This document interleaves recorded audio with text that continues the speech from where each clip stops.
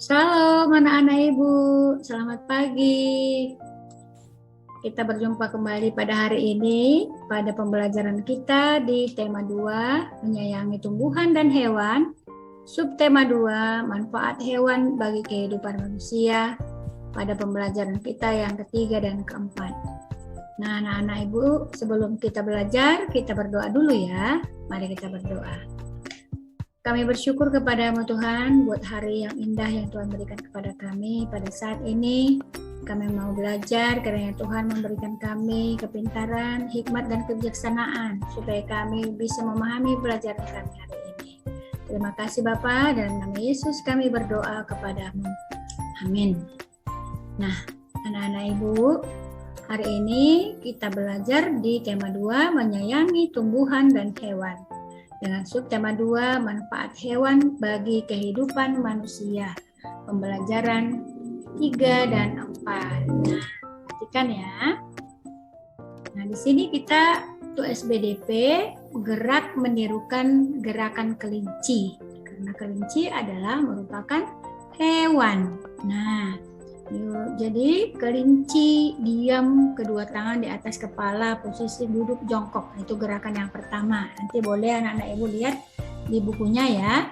Kemudian gerakan yang berikutnya, gerakan kelinci berdiri, kedua tangan agak ditekuk. Nah, kedua tangan di atas kepala, gitu ya. Nanti perhatikan ya nak, di buku pena tuh ada gerakan kelinci di halaman 135 ya, untuk gerakan menirukan gerakan kelinci. Nah, boleh perhatikan di situ. Gerakan ini supaya lebih bagus bisa kita buat menjadi gerakan yang menirukan. Nah, ada dulu gerakan yang berikutnya. Nah, gerakan kelinci melangkah, kedua kaki melangkah ke depan. Kemudian gerakan kelinci meloncat, kedua kaki meloncat ke depan. Nah, gerakan-gerakan ini supaya lebih indah, supaya lebih bagus sebenarnya harus diiringi dengan musik ya, diiringan dengan lagu. Jadi bisa menjadi sebuah tari yang diiringi dengan lagu. Nah, nih boleh anak-anak ibu boleh dicoba-coba di rumah ya nak. Nah, itu kalau tentang pembelajaran kita tentang gerak menirukan gerakan kelinci. Kalau dilihat di buku BOS, kucing, tapi sama halnya dengan kelinci. Karena kita mempunyai binatang-binatang kesayangan yang sangat bermanfaat bagi kehidupan manusia. Bisa menghibur, bisa bermanfaat untuk kehidupan sehari-hari. Bahkan kalau kita memelihara hewan, kita dapat memperoleh manfaatnya dengan baik. Oke, anak-anak ibu. Yang berikutnya, nah, tentang dongeng tentang hewan. Nah, untuk materi kita di tema 2 ini, kita banyak berbicara tentang dongeng. Nah, dongeng pada saat ini yaitu yang kita pelajari tentang hewan, dongeng yang diperankan oleh hewan disebut dengan fabel ya. Berarti fabel itu adalah dongeng yang tokohnya adalah hewan. Nah, fabel juga itu berisi pesan atau amanat. Apa itu amanat? Amanat itu adalah yang sudah kau temukan dapat kamu ceritakan. Ada amanat itu merupakan pesan yang kita dapatkan dari dongeng tersebut. Nah, contohnya ada di bukumu tentang buku BOS di halaman 75, 76 itu adalah dongeng tentang kisah petani dan anak harimau. Di situ dikisahkan bahwa ada seorang petani yang menolong anak harimau yang masuk ke dalam lubang. Sementara dia takut kalau harimau induknya datang. Tapi dengan keyakinan bahwa menolong itu adalah perbuatan baik, dia tidak akan celaka. Nah, benar. Setelah ditolongnya anak-anak harimau itu, nah induk harimaunya datang, tidak akan mengecewakan atau tidak akan mengganggu oleh bapak petani tadi. Karena apa? Karena perbuatan Bapak petani itu adalah perbuatan yang baik. Nah, gitu ya anak-anak Ibu. Jadi amanat dari dongeng kisah seorang petani dan anak harimau tadi itu adalah bahwa saling menolong itu adalah perbuatan yang baik. Ya. Walaupun kita tidak mengenalnya, tetapi kita harus menolong karena perbuatan baik kita itu akan dibalas dengan kebaikan juga. Nah, itu amanat dari dongeng yang kita baca itu, nanti baca di bukunya anak ya, halaman 75 dan 76. Nah, jadi dengan demikian si harimau itu senantiasa menjagai Pak Petani apabila dia pergi ke sawahnya atau ke ladangnya sehingga tidak diganggu oleh binatang-binatang lain. Nah, itulah balasan dari harimau karena Pak Petani sudah menolong anaknya yang masuk ke dalam lubang tadi. Nah, itu ya Nak. Jadi ada beberapa amanat yang dapat kita temukan dari dongeng-dongeng yang ada di buku kita itu, bisa kita lihat di situ. Nah, itu ingat ya Nak, dongeng tentang hewan itu disebut dengan fabel ya. Fabel yaitu fabel dongeng yang tokohnya adalah hewan. Nah, selanjutnya kita melihat, nah nih, ayo dengarkan dongeng atau fabel tentang kisah kucing kecil juga ada.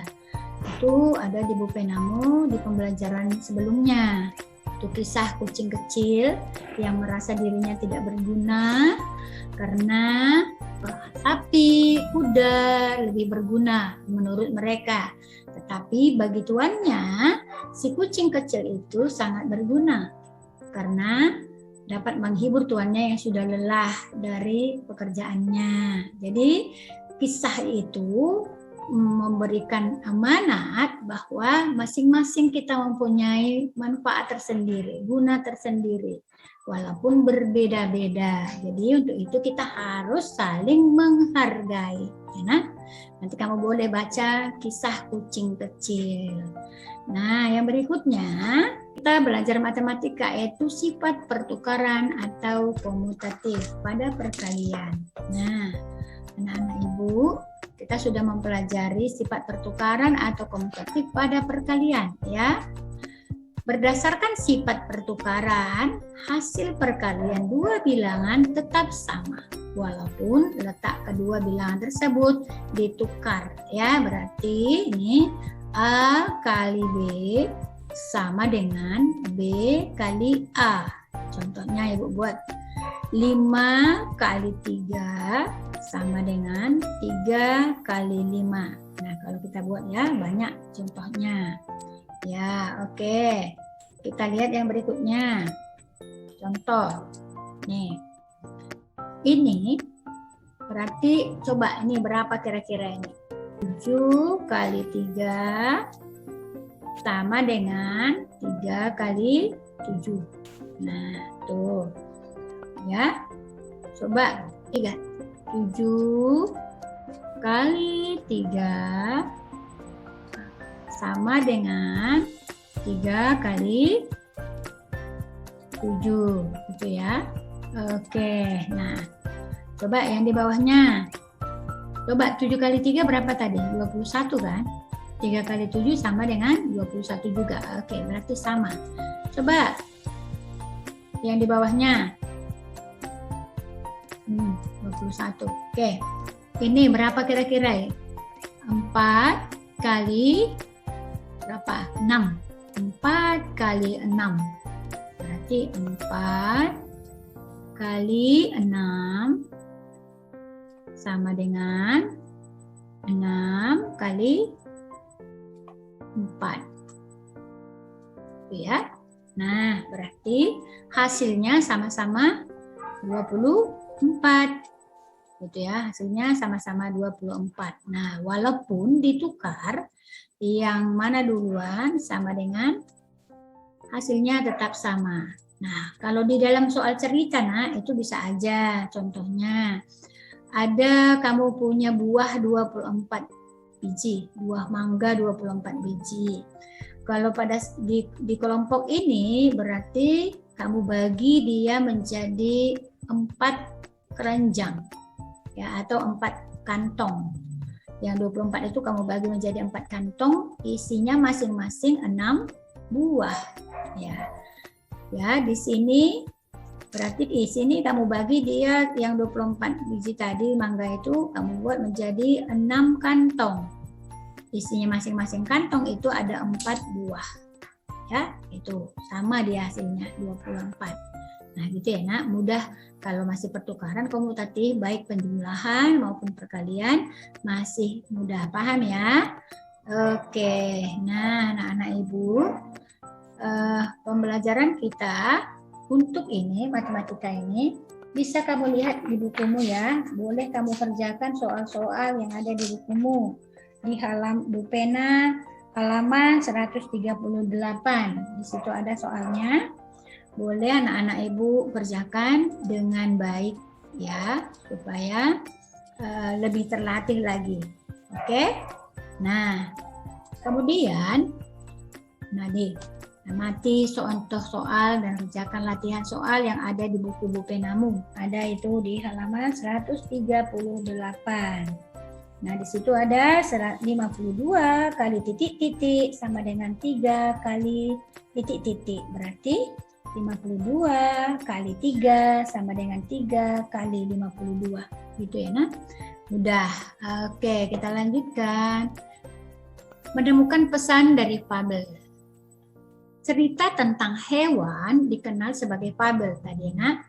Jadi cerita dalam fabel biasanya mengandung pesan-pesan tentang kebaikan. Nah, itu seperti yang Ibu sampaikan tadi. Fabel juga memiliki latar dan alur seperti dongeng yang lain. Nah, jadi ada latarnya, ada alurnya, ya. Latarnya itu berarti seperti kalau tadi dia kisah petani dan anak harimau itu di mana kira-kira kejadiannya itu? Ada di hutan ya. Jadi itu merupakan suatu latarnya dan alurnya cerita merupakan alur cerita dari awal sampai akhirnya ya. Kemudian yang berikutnya, nah nih, keberagaman sifat teman-teman di sekolah. Nah, kita tahu pasti bermacam-macam sifat-sifat teman kita ya di sekolah. Ada yang nakal, ada yang baik, ada yang peramah, ada yang pemurung, ada yang suka marah gitu ya, macam-macam.